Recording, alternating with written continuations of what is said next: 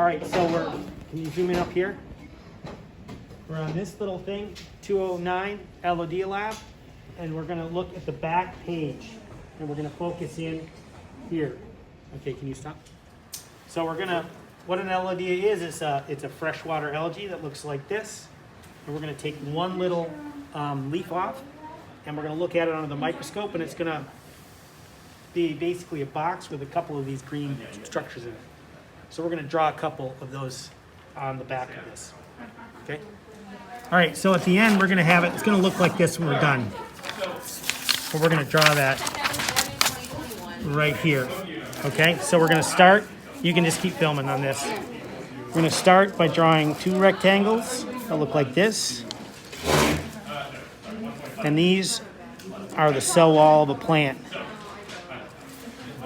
Can you pause? So this is like the cell wall, and this is the cell that sort of fits inside that cell wall. So we're gonna draw this part, which is the membrane, inside this. So we're gonna draw the membrane pushed right up against the box, the cell wall like this. See how it's pressed up against there? So this inside piece is the cell membrane.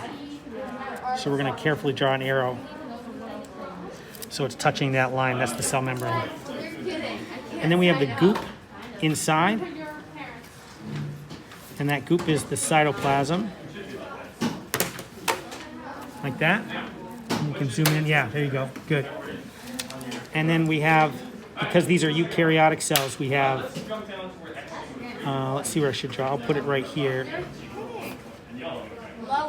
This is our little nucleus.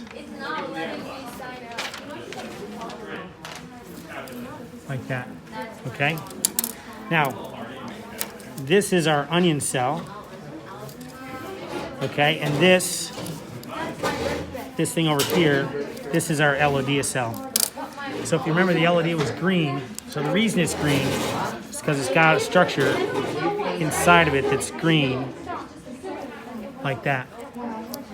And this little guy has a name. It's called a chloroplast.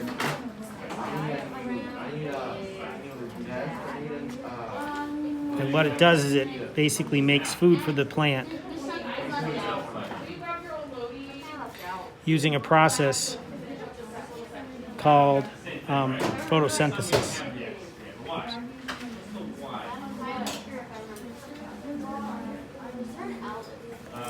Okay? Yeah, okay. All right, so there's the elodea, and we're gonna zoom in on, look at one of those cells, right? So we can zoom in and we'll see it. Those are the chloroplasts. And the question, you know, the thing that these chloroplasts do is they make food, basically they make sugar for the plant, which is what we're seeing here. They take sunlight and turn it into sugar, which is food, okay? So I won't jump into those, but that's basically, now if we zoom in on that's what we're doing here, we're zooming in on one chloroplast. And we're seeing here that in a chloroplast, it takes sunlight and carbon dioxide and makes sugar out of it.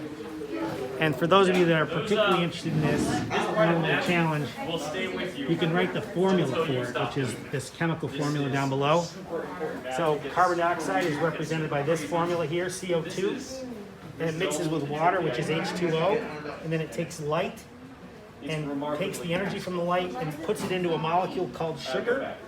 And that molecule has a formula that's this, C6H12O6, and it also gives us oxygen, okay?